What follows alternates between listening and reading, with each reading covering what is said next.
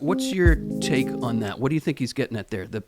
The abuse of sexuality is the main obstacle to spirituality. Yeah, I think what he's getting at is the incarnation. That our sexuality, our humanness, our bodiliness, Our being male and female. Our beingness cannot be separated from our spirituality.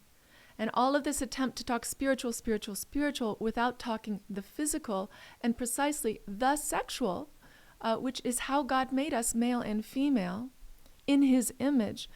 To separate those two, you are now disincarnate. Yes. You're no longer You're Christian. ruptured. You're no longer human. You're no longer You've human. separated body and soul. And another name for the separation of body and soul is death.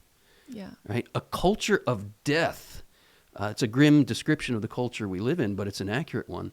A culture of death is a culture that separates the body and the soul. Yeah. And we can see this in two ways. We can see an emphasis on the body to the neglect of the spirit. Yeah. And that's kind of how the sexual revolution started, right?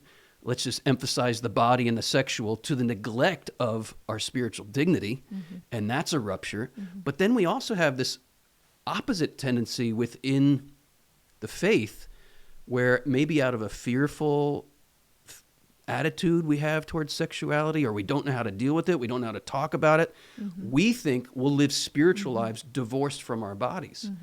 But either way, if you're emphasizing the body to the neglect of the spirit, or you're emphasizing the spirit to the neglect of the body, either way, you're ruptured. Yeah.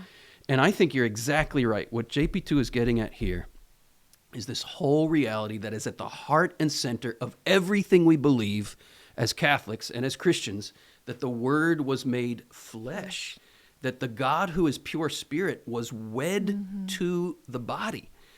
And if we are living a spiritual life as some attempt to divorce ourselves from the body, we can make no sense of a God who is wedding himself to the body.